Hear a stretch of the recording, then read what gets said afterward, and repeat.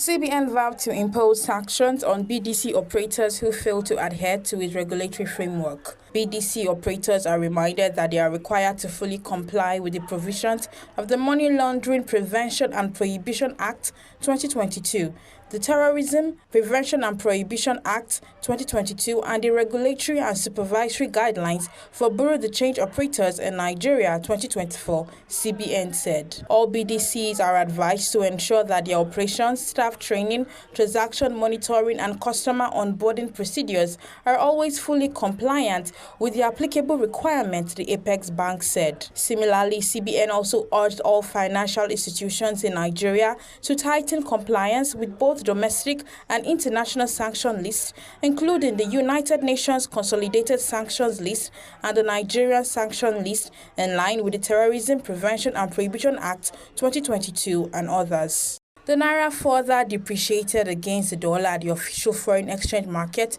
to end trading on Thursday as the Central Bank of Nigeria issued Bureau de Change operators a warning to comply with its anti-money laundering and counter-terrorism financing framework. Central Bank of Nigeria exchange rate data showed that the naira dropped slightly to 1,599.93 naira per dollar on Thursday from 1,599.79 that was traded on Wednesday. This showed that the naira weakened by 0.14 on a day-to-day basis on Thursday. The selling exchange rate stood at 1,620 per dollar on Thursday, the same rate recorded on Wednesday. The development comes as CBN, in a circular by its Director of the Compliance Department, Amonia Okusoju, on Thursday announced a plan to begin mystery shopping exercises across Bureau de Change outlets to strengthen compliance with anti-money laundering and counter-terrorism financing regulations. The U.S. District Court for the Eastern District of Virginia